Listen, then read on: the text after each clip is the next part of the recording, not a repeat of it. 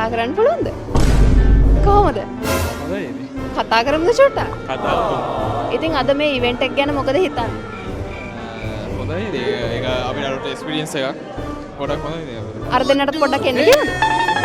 ඇයි ලැජ්ජාවෙන් ඇඹරෙන්න යන්නේ?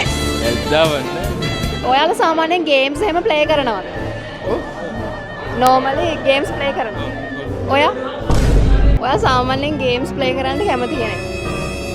ගහනවා PC game නෑ මොබයිල්. ඔයා කැමතිම game එක මොකද්ද? Assassin's Creed series එක ගේම්. ඔයා Death Stranding. මෙයාට ප්‍රශ්නයක් තියෙනවලු. මෙයා කියන ඒවා තේරෙන්නේ මට විතරයි. මං අහලා ඔයාලට ප්‍රශ්න කියන්න.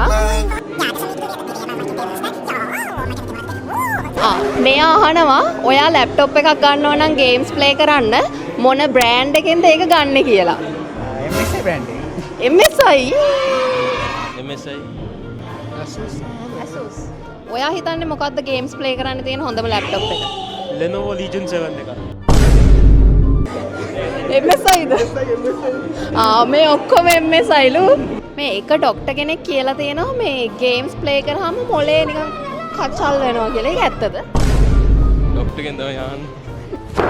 Emotional damn it. මම තව ප්‍රශ්නයක් අහන්නම්. ඔයා හිතන්න ඕන දැන් මදර් බෝඩ් එකක් තියෙනවා. හරිද? ඒ මදර් බෝඩ් එකට අපි ගහනවා 8GB RAM එකකුයි 16GB RAM දෙකකුයි 32GB RAM එකකුයි. එතකොට මේ මදර් බෝඩ් එකේ random access memory එකේ capacity එක කීයද? 8 එකයි 16 එකයි 32 එකයි 72. 64. හරි 64. Pentium City. Warranty you trust. Security you need.